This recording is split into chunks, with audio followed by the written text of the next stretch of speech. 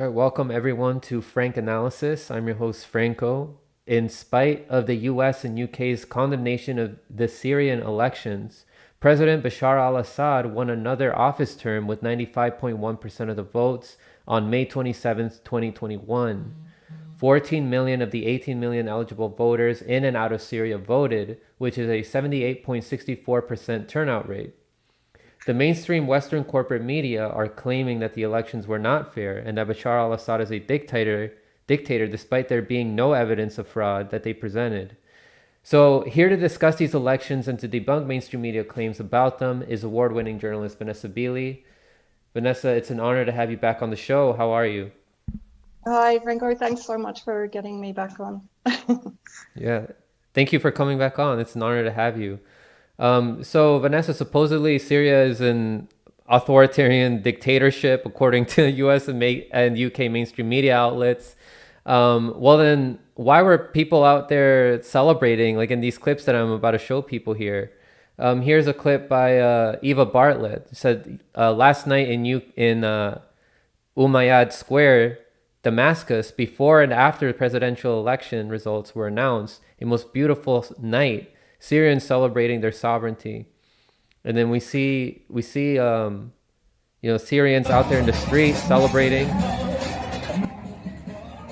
There's people out of Yeah. their cars, and then you also had a post that you put up of what you saw on the ground. You said urban Eastern Ghouta on election day, free from Western sponsored terrorism.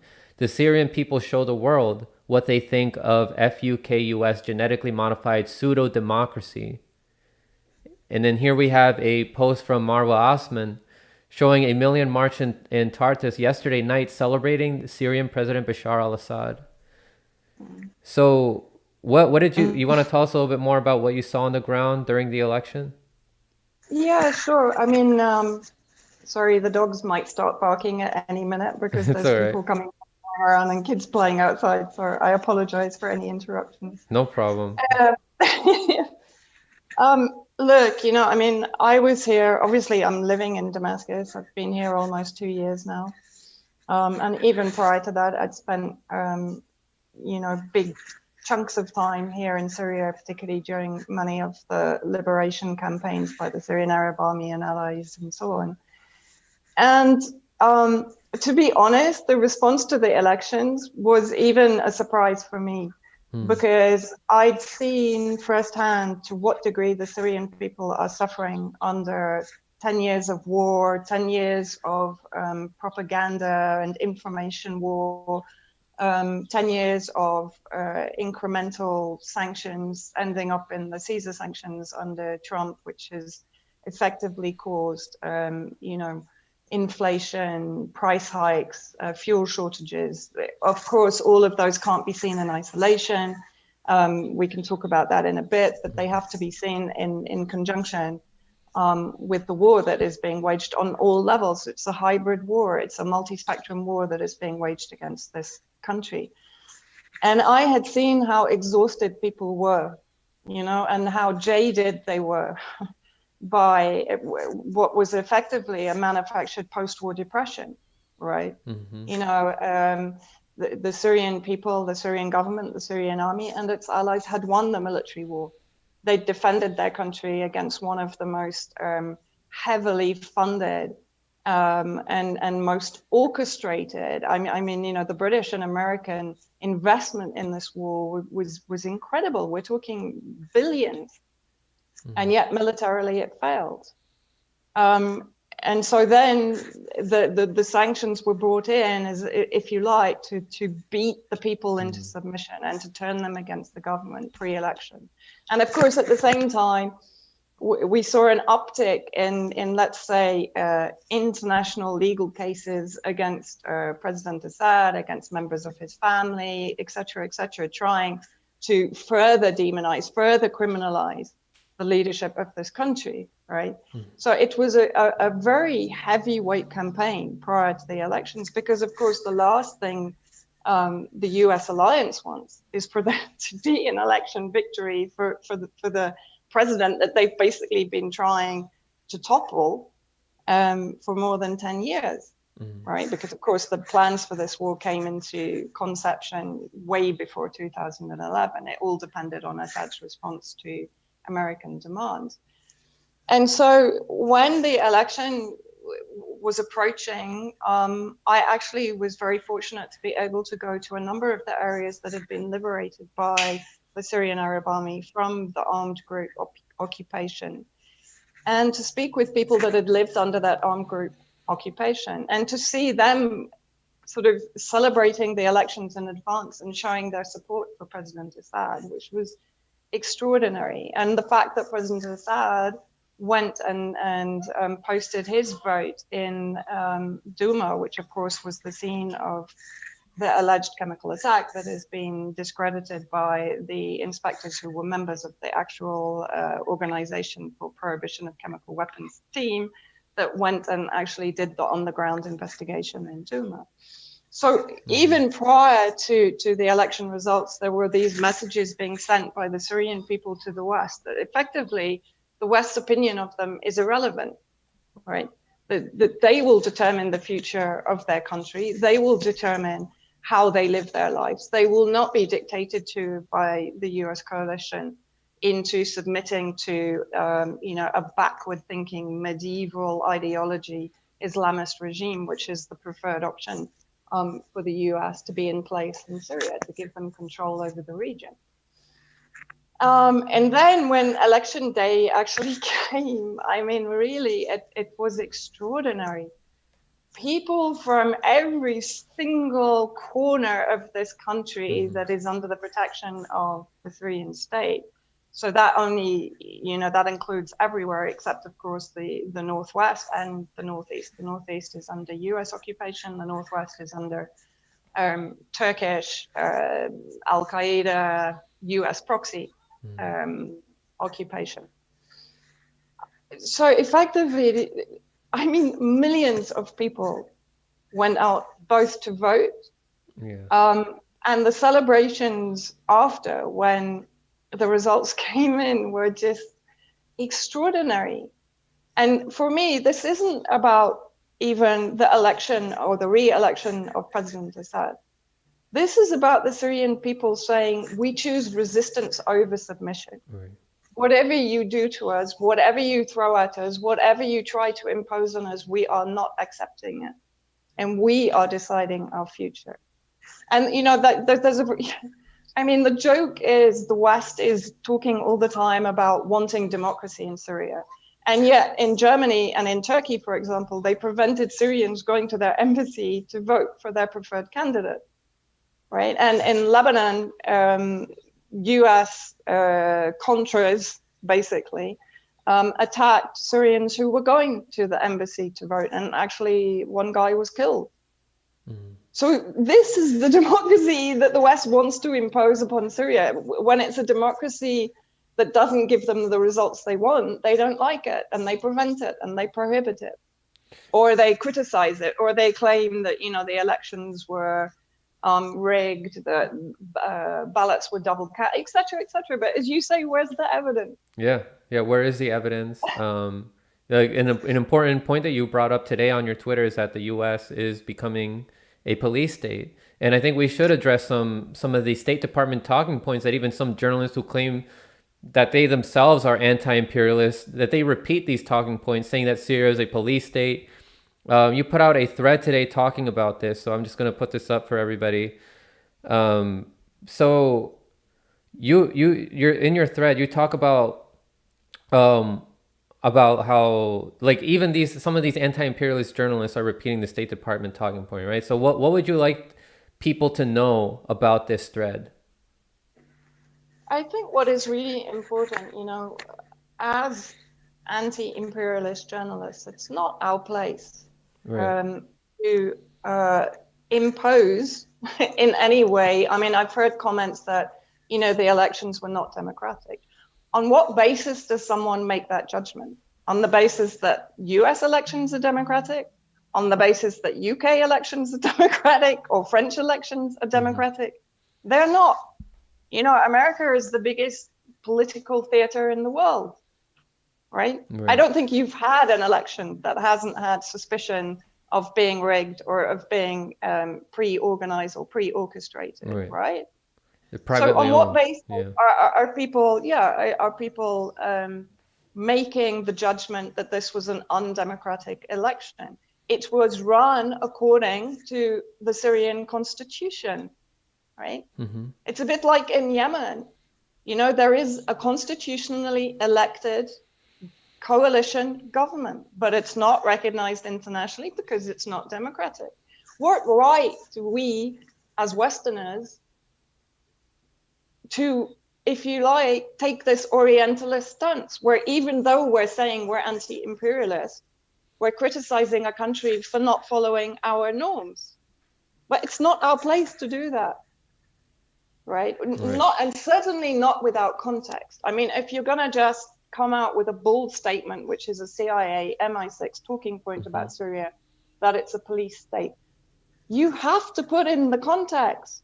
You have to say that for 75 years, Syria has been the target of various coups d'etat, various assassination attempts, regime change operations, weaponization of the Muslim Brotherhood that has led to mass suicide attacks, attacks on civilians, massacres.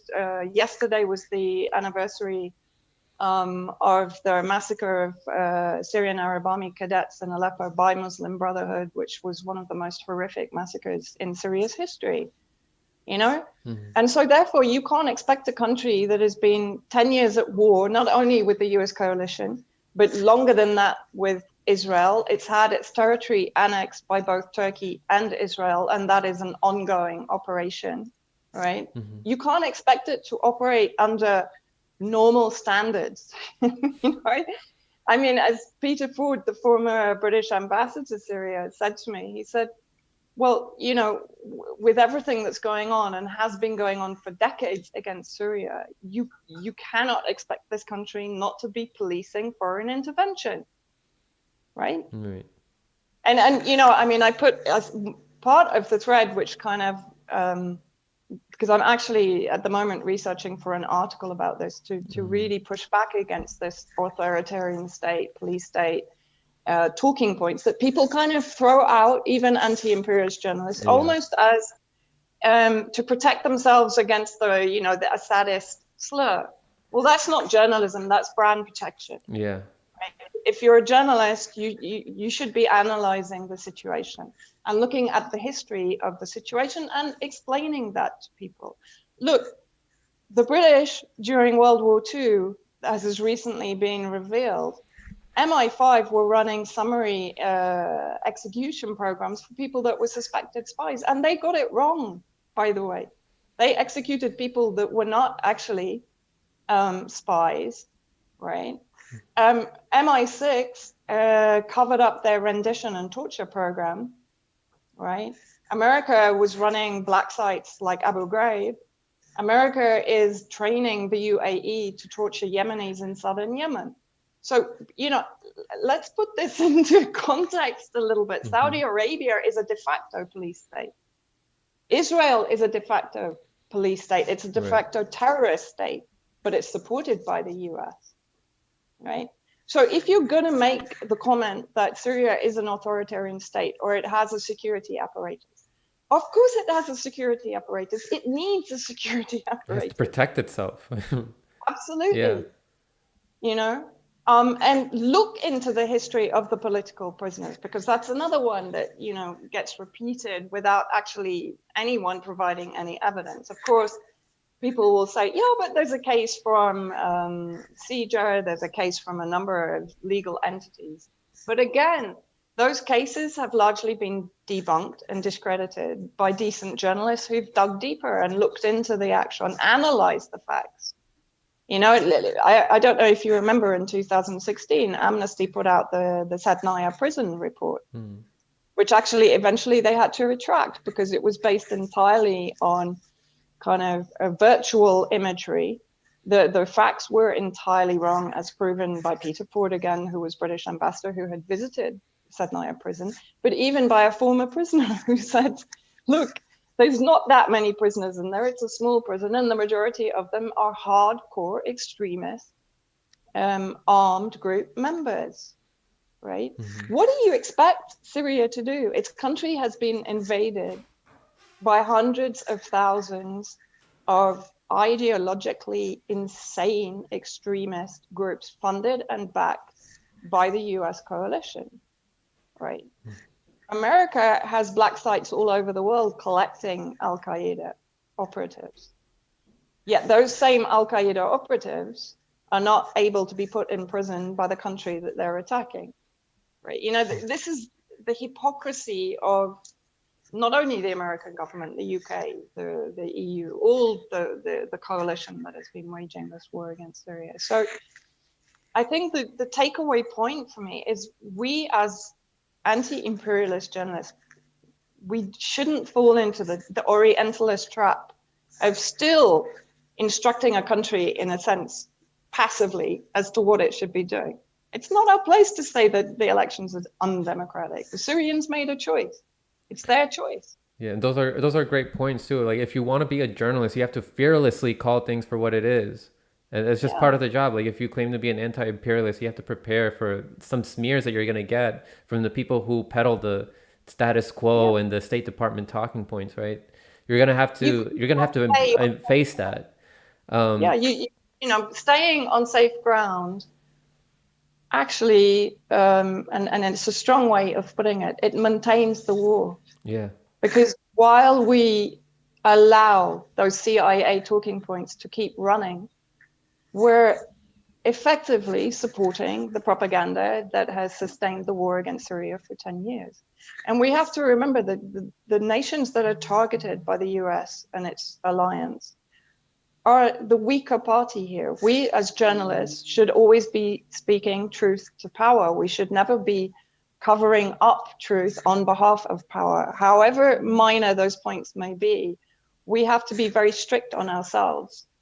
And remember what our goal is. Our goal is to stop these imperialist wars. Our goal is to expose the people behind these wars and the agenda behind these wars. It's not to, if you like, further point the finger at the weaker nation in the middle of a war, in the middle of sanctions, in the middle of being devastated by the US coalition, that they're not democratic enough. Right. I want to show people like some more of these pictures of how many people went out and celebrated. So here's another tweet that says President Bashar al-Assad has been declared the victor in the Syrian presidential elections. So here's the photos showing the massive crowd size. In addition to like what I showed you and Eva Bartlett showing like what was happening on the ground, there's so many people that went on the ground. But then according to some of the mainstream media talking points, wouldn't this be considered like a super spreader event? And like is Syria like is the majority of the population vaccinated? Is there a rise in cases? Like according to what the mainstream media No, I says. forgot about that. Yeah, no. Yeah. So like No, I mean, right. Syria has taken, considering the conditions that most, probably 80% of Syrians are living under, which is extreme poverty and immune system compromising conditions. There have been relatively low case rates here of whatever COVID is, of course. AstraZeneca vaccines were sent here by COVAX, but actually there's a bit of a pushback now by Syrian doctors, both inside and outside Syria, to actually put a stop on administering the AstraZeneca vaccine because of the various problems with it, the blood clotting, the death, the disastrous side effects in many cases, and the cover-up in the UK in particular of the adverse effects. Which has been reported largely by UK column. And, very early on, the president made the decision that there would be no lockdown because he considered that the lockdown would be more damaging to the economy and to the people than the virus itself. So, there have been school closures, there have been measures taken, masks are not mandatory, except in very specific institutions, for example. Some people have received vaccines, but there's no, like, if you like, massive program going on here as there is in the West. Whether or not I mean, that just strikes me as a kind of, a desperate attempt to kind of throw some kind of shit at the Syrian government, basically. Oh, look, they allowed all these millions of people to go on the streets, and now they've started another whole wave of COVID. I mean, I don't know. It just, I didn't even take any notice of it, to be honest. So, also according to the Western mainstream media outlets, they claim that Sunnis hate Assad. However, here are posts by Kavark Almasian. We see Sunni Muslims happily voting for Assad. So let me show this post here. See, Sunni Muslims hate Assad. Source mainstream media. And then he's showing like right here in Damascus. It said Rif Damascus. People coming out there and celebrating Banayas. And then let me see what else he showed. But yeah, so what's the history of like Sunnis and Assad? Was there a conflict before? And is this a myth that Sunnis are supposed to hate Assad? Look, President Assad's wife is a Sunni Muslim. The majority of parliamentarians, to my knowledge, are Sunni Muslim. The majority of the Syrian Arab Army are Sunni Muslim. The majority in Syria is Sunni Muslim. So could someone explain to me how so many people came out in the streets and voted for President Assad? Because the majority of those would have been Sunni Muslim. By the demographics of the country, they would be Sunni Muslim. The Sunni Muslims, and I would hesitate to call them that, the Muslim Brotherhood and the extremist factions inside Syria that have throughout history since 1946 been weaponized by the West against successive Syrian regimes or governments and military figures, are definitely against Assad because one, they're incentivized to be. Two, of course, Muslim Brotherhood is, if you like, the political arm of extremist Islam. And so therefore they see that it's an opportunity for a power grab inside Syria. So they're quite welcoming of the US coalition, the Israeli, the Turkish, the Saudi, and the Qatari backing for their cause, let's say. So that sector of Sunni Muslim society would be against the government, but it's against the government because it is weaponized to be against the government, and it's largely incentivized to be against the government. But the majority of, let's say, secular Sunni Muslims inside Syria support President Assad and support the Syrian army and support the war against terrorism. So you gave a speech 4 days ago at the International Manifesto Group about the brutality of sanctions, and you discussed the social and health effects of sanctions. You also said that sanctions are arguably more devastating than the military war, and I agree with you. Would you like to discuss a little bit more about that here? Yeah, I mean, I think it's maybe worth reading what I said, and also Eva Bartlett's article that came out today for RT, where she cites a number of other people on the ground, and Kevork Almasian also. Sanctions are never non-lethal measures against a target nation. Unilateral sanctions are actually illegal. So what the US tries to do is to target individuals or target an entity such as a government. And in Syria's case, the elected government, of course. But, as in Yemen also, originally the sanctions that came in under UN Resolution 2216 were effectively against 5 targeted individuals. But of course, we know that those sanctions always develop into unilateral sanctions, coercive measures against an entire population, as they are in Yemen, as they were in Iraq. They killed 500,000 children in Iraq. And of course, Madeleine Albright famously said it's a price worth paying. Right. In Syria, it's no different. Sanctions kill Syrians, but they also kill hope of rebuilding, hope of restoring, hope of a future, hope of employment, hope of finding an apartment to live in.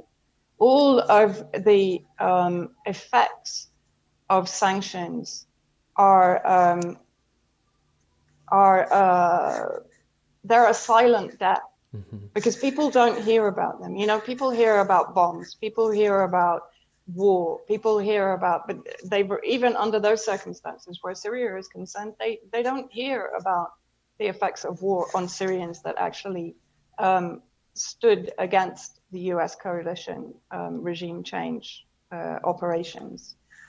Sanctions are designed to turn a people against a target government in order to achieve the objectives of the US coalition. And this, in my opinion, you know, to deprive a people of the ability to sustain life, to deprive people of the ability to live a life of dignity. These are all violations of human rights across the board. Syria is a member of the UN. Sanctions violate the UN Charter.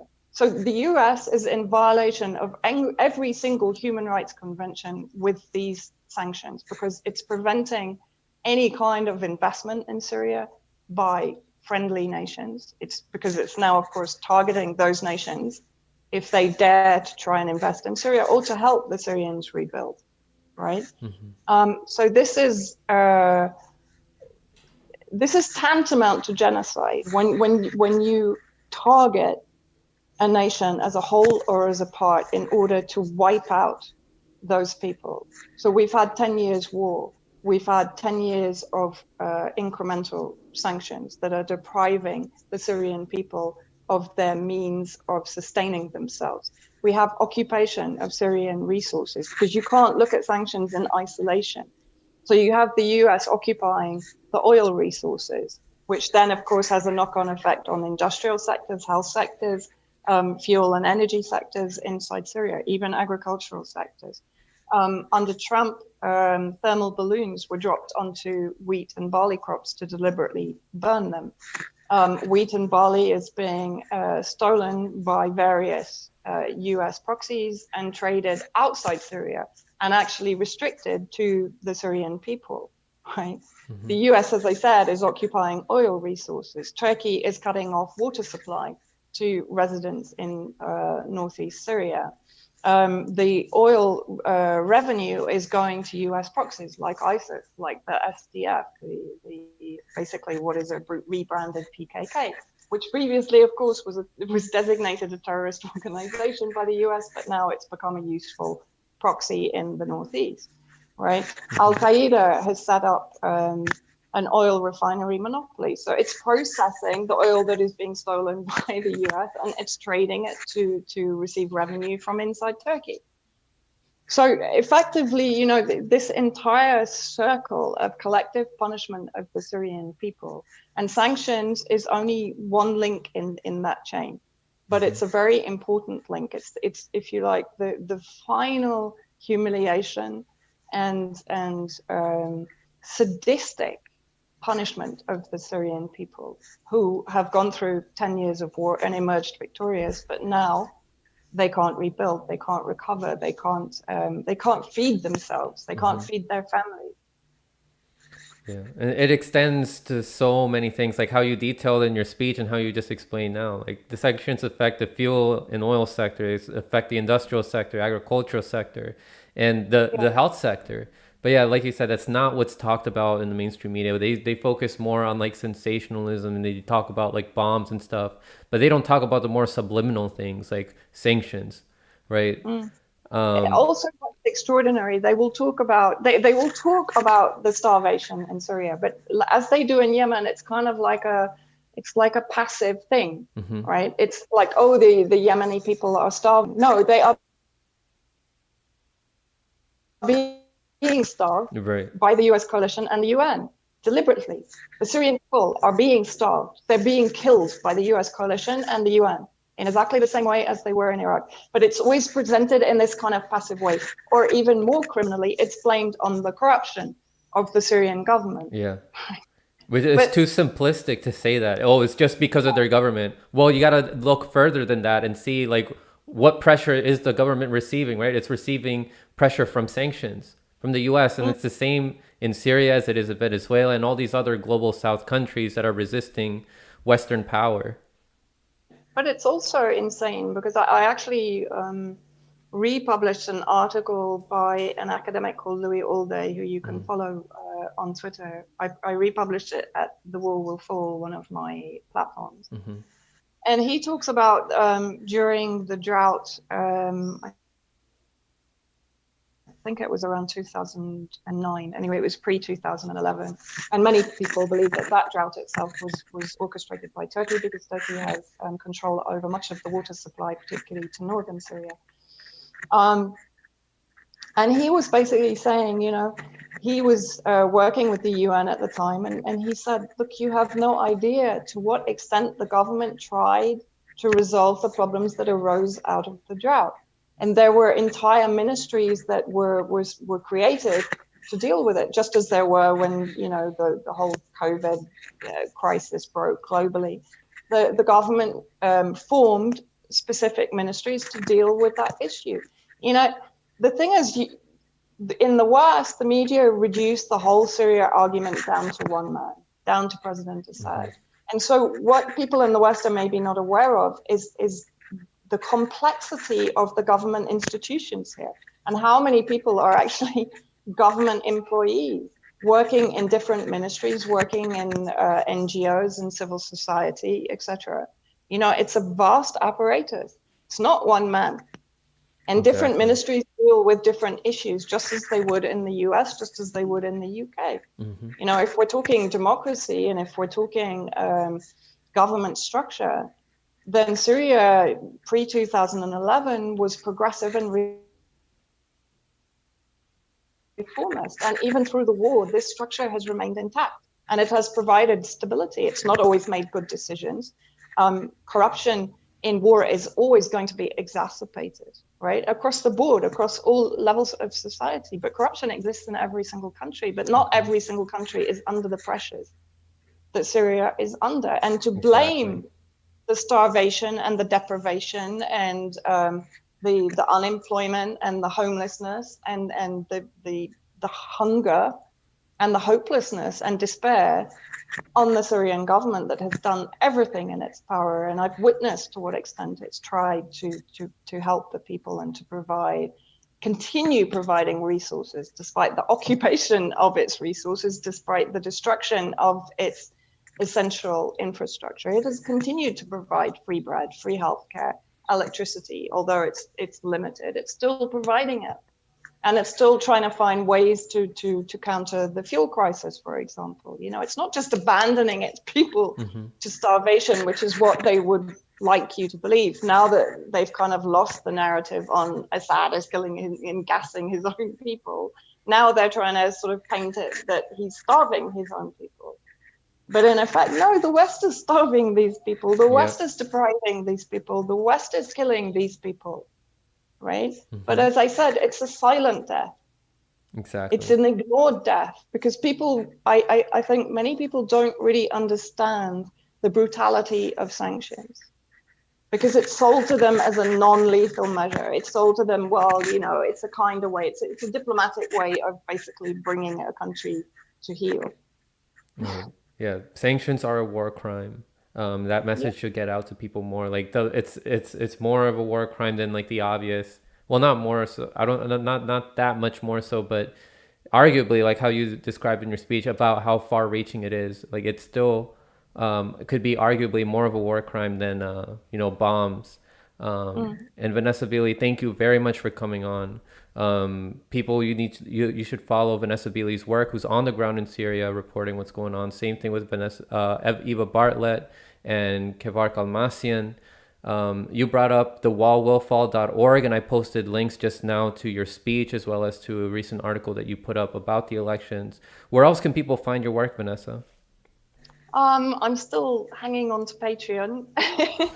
I'm on Subscribestar. Obviously, they can follow me on Twitter. I'll be publishing more, I hope, in the future at Unlimited Hangout for Whitney and at The Last American Vagabond for Ryan Christian. Awesome. Vanessa, thank you again for coming on, and everybody else, stay informed.